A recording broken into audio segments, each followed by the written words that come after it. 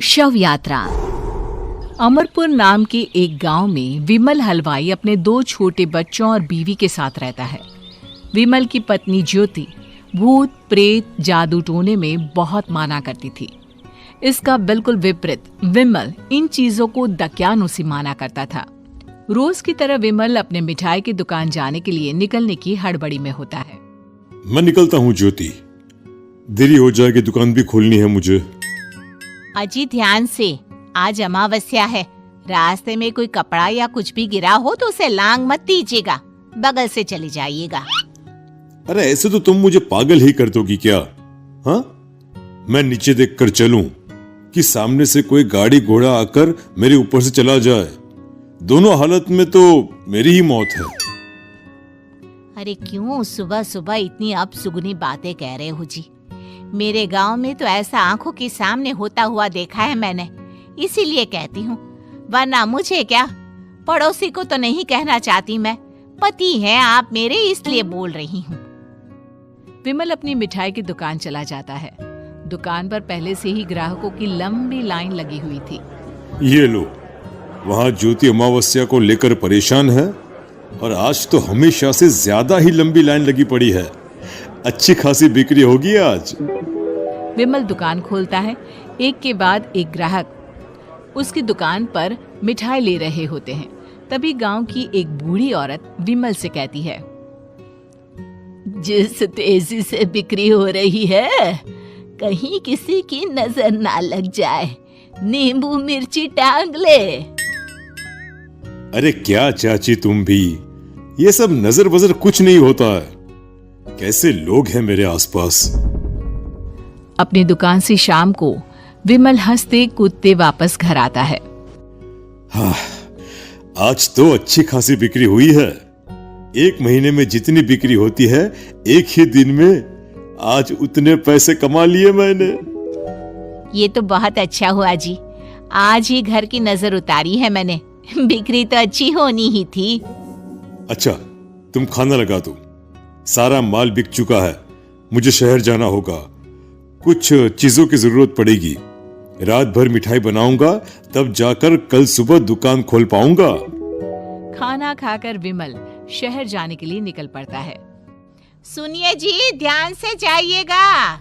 चौरस्ते पर किसी जादू टोने की चीज पर पैर मत रख दीजिएगा।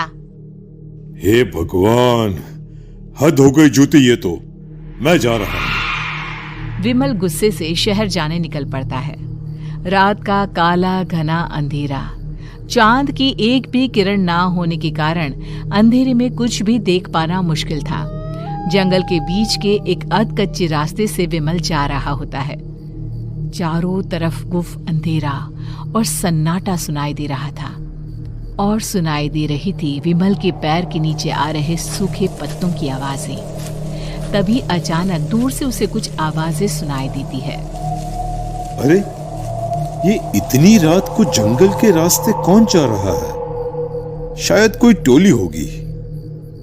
राम नाम सत्य है, राम नाम सत्य है, राम नाम सत्य है, राम नाम सत्य है। धीरे धीरे आवाज कुछ कुछ सुनाई पड़ती है। आवाज धीरे धीरे और नजदीक आती सी लगती है। विमल देखता है कि उसके सामने से सजी धजी सफेद कपड़े में लिपटी एक अर्थी निकल रही है, जिसके साथ 5 लोग ही थे। 4 आदमियों ने उसे कंधा दिया हुआ था। एक मटका लिए आगे आगे बढ़ रहा था। विमल के बिल्कुल सामने आकर अर्थी रुक जाती है। उसमें से एक आदमी विमल से कहता है, अरे भाई, जरा अर्थी को कंधा लगाना, मैं बहुत थक गया हूँ, बड़ी मेहरबानी होगी। हाँ भाई, कंधा तो मैं लगा दूं, पर रात को 12 बजे ये शव यात्रा, इस समय कौन अर्थी ले जाता है? तभी विमल को ऐसा लगता है कि शव में से आवाज आई, ये आवाज। मजबूरी है भाई, आप कंधा दीजिए, मैं रास्ते में सब बताता हूँ आपको। विमल अर्थी को कंधा दिए चल रहा होता है कि उसे ऐसा लगता है कि हाथ में मटका लिए जो आदमी शव के आगे चल रहा है उसके पैर उल्टे हैं। क्या हुआ भाई, हकला क्यों रहे हो?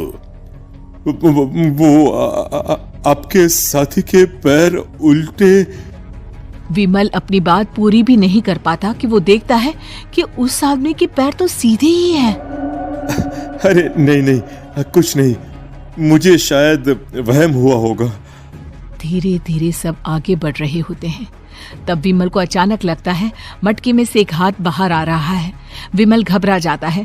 इसके पहले वो कुछ बोल पाता, कल्लू कहता है, मेरा नाम कल्लू है। हम 6 दोस्त थे, जिसमें से एक को तो तुम सोया हुआ देख रहे हो। इतनी पक्की दोस्ती थी कि जैसे हम सब सगे भाई हैं। पर किस्मत का कोई क्या कर सकता है। आज से 4 साल पहले एक नदी में हम सब नहाने गए थे, जिसमें डूबकर राजेश की मौत हो गई। किसी मजबूरी के कारण हमें उसकी अर्थी को रात को ही शमशान घाट ले जाना पड़ा। हम 5 उसे ले जा रहे थे। 4 साल पहले आप 5 में मैं कुछ समझा नहीं।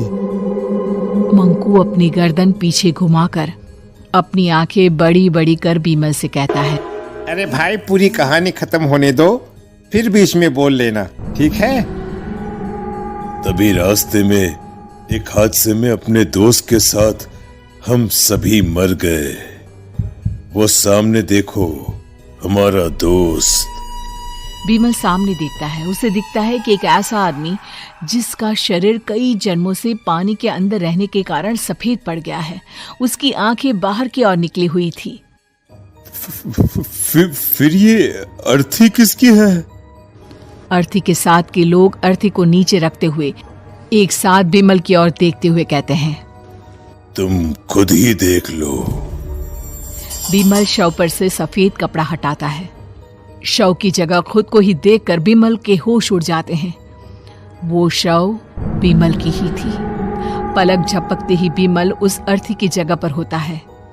6 के 6 दोस्त उसी तरह अर्थी को उठाकर चलने लग जाते हैं।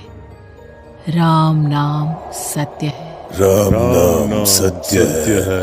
राम नाम सत्य है।